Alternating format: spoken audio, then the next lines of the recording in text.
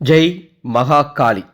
தீய ஆவிகளின் தொந்தரவு, தீய மாந்திரிகர்கள் ஏதாவது தீய வேலைகள் உங்கள் குடும்பத்திற்கு எதிராக செய்து வைத்தால் அந்த பாதிப்புகள் அத்துணையும் உங்கள் குடும்பத்தை வந்து பாதிக்காமல் இருக்க, அண்டாமல் இருக்க இதோ மாந்திரீக சூட்சமம்.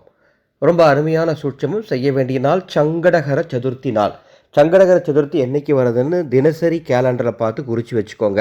அந்த அன்னைக்கு மஞ்சத்தூள் ஒரு 100 கிராம் வாங்கிட்டு உங்கள் வீட்டின் அருகில் வன்னி மரத்துக்கடியில் விநாயகப் பெருமான் எங்கே வீற்றிருக்காருன்னு பாருங்கள். வன்னி மரத்திற்கு அடியில் வீற்றிருக்கும் விநாயகப் பெருமானுக்கு மஞ்சள் சாற்றி, அதாவது மஞ்சத்தூள் அவர் மேலே போட்டு சாற்றி வழிபாடு செஞ்சுட்டு வந்தீங்கன்னா நிச்சயம் சொல்கிறேன், மிகப்பெரிய இறை பாதுகாப்பு கிடைக்கும்.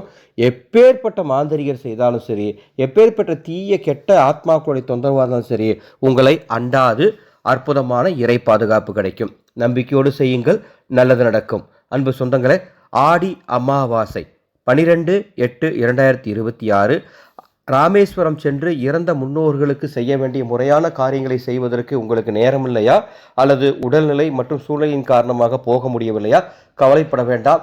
நாங்களே குருஸ்தானத்தில் ராமேஸ்வரத்தில் இந்த சடங்குகள் செய்வதற்கு ஏற்பாடு பண்ணியிருக்கோம். அதர்வண வேத முறைப்படி இறந்த ஆத்மாக்களுக்கு ராமேஸ்வரத்தில் பிண்ட தர்ப்பண காரியங்கள் செய்து தரப்போகிறோம்.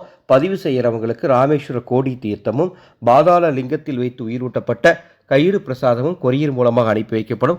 பதிவு செய்ய மேலே உள்ள வாட்ஸ்அப் எண்ணுக்கு தொடர்பு கொள்ளுங்கள். மாக்காளியே நமக.